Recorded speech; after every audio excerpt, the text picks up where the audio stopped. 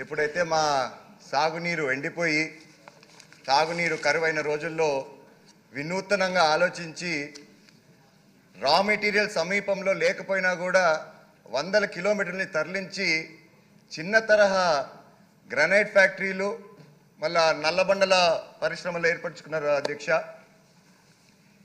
దాదాపు కేవలం మా నియోజకవర్గంలోనే 1800 ఫ్యాక్టరీలు ఉండేవి అధ్యక్ష. మీరు ఒకటి గమనించాలి అధ్యక్ష, ఇక్కడ ఉండేటివి అన్నాను ఎందుకంటే గత ప్రభుత్వం పెంచిన విద్యుత్ ఛార్జీలు అయితేనేమి రాయితీలు అయితేనేమి కట్టుకోలేక దాదాపు చాలా మూతపడిపోయినాయి అధ్యక్ష. ఈ ఫ్యాక్టరీలలో ఎంత కాదన్నా ఒక నియోజకవర్గం మా తాడిపత్రిలోనే దాదాపు 30,000 నుంచి 40,000 మంది ఉపాధి కల్పించేవాళ్ళు అధ్యక్ష. కానీ ప్రస్తుతం ఈ ఫ్యాక్టరీస్ అన్ని మూతపడిన వల్ల కేవలం దాదాపు 20,000 మంది రోడ్డును పడ్డారు. మరి లోకేష్ గారు పాదయాత్ర తర్వాత శంకారామం పెట్టినప్పుడు ఆ మీటింగ్లో నేను ఇదే విషయం లేవనెత్తితే ఖచ్చితంగా మన ప్రభుత్వం వచ్చాక వీళ్ళకి న్యాయం చేద్దామని అన్నాడు. ఈ విద్యుత్ ఛార్జీలు ఇప్పుడైతే అధ్యక్ష దాదాపు 8 నుంచి 9 రూపాయలు ఉన్నాయి. నేనేమని కోరుతున్నానంటే ఒకే ఒక పంట పండే మా రాష్ట్రానికి మా ప్రాంతానికి ఈ విద్యుత్ ఛార్జీలు ఏవైతే 8 నుంచి 9 రూపాయలు ఉన్నాయో 2 రూపాయలు చేసి రాయితీలు తగ్గించారంటే మాకు కనీసం 2 పూటల భోజనమైనా దొరుకుతుందని చెప్పి ఆశిస్తున్నాం అధ్యక్ష.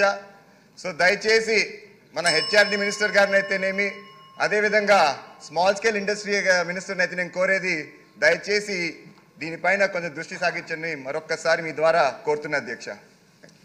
0 అవర్ ముగిసిందండి. టీ బ్రేక్ తీసుకుందాం, మళ్ళీ తిరిగి 11:30కి ఇక్కడ సమావేశం అవుతాం.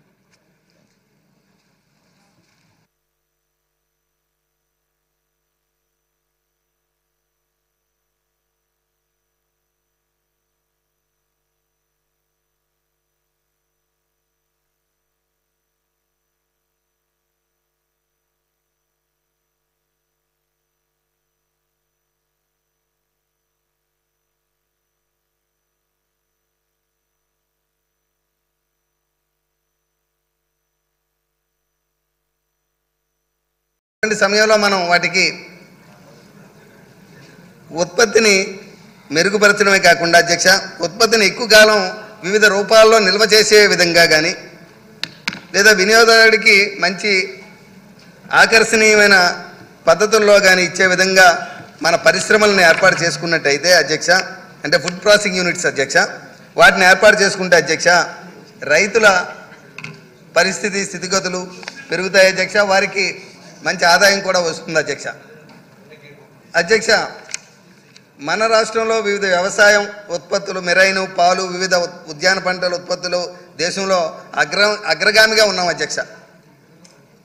అధ్యక్ష, కేవలం మా నియోజకవర్గానికి చూసుకుంటే అధ్యక్ష రైతుల్లో ముఖ్యంగా వరి, మొక్కజొన్న, ఉద్యానవన పంటలు అలాగే కొబ్బరి, మత్స్య సంపద అధ్యక్ష కేవలం మా నియోజకవర్గంలోనే 28,000 మంది పైగా మత్స్యకారులు ఉన్నారు అధ్యక్ష.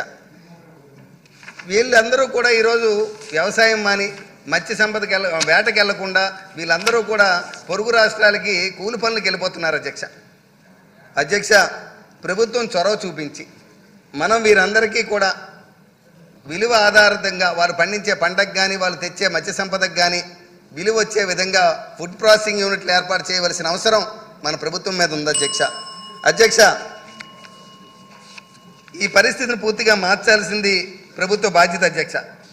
అధ్యక్ష, ఈ ఫుడ్ ప్రాసెసింగ్ పరిశ్రమలను అభివృద్ధి చేయడం కోసం మన ప్రధానమంత్రి నరేంద్ర మోడీ గారు 2014 నుంచి కూడా అత్యంత ప్రాధాన్యత ఇస్తున్నారు అధ్యక్ష. పరిశ్రమలు ఏర్పాటు చేసేవారికి కానీ ఈ రంగాల్లో పరిశ్రమలు ఏర్పాటు చేసేవారికి 35 నుంచి 70% వారికి గ్రాంట్లు కానీ సబ్సిడీలు కానీ ఇచ్చి వారిని ప్రోత్సాహం చేస్తున్నారు అధ్యక్ష. అధ్యక్ష, ప్రధానమంత్రి కిసాన్ సంపద యోజన అధ్యక్ష, ప్రధానమంత్రి కిసాన్ సంపద యోజన PMKSY ద్వారా ఆ పథకం ద్వారా మెగా ఫుడ్ పార్కులు, శీతల గిడ్డంగులు, ఆహార శుద్ధి క్లస్టర్లు, ఫుడ్ టెస్టింగ్ ల్యాబ్స్ వంటివి అనేకం ఏర్పాటు చేయడానికి ఆర్థిక సహాయం చేస్తున్నారు అధ్యక్ష. అధ్యక్ష, ఈరోజు మీ ద్వారా మన గౌరవ మంత్రివర్యులను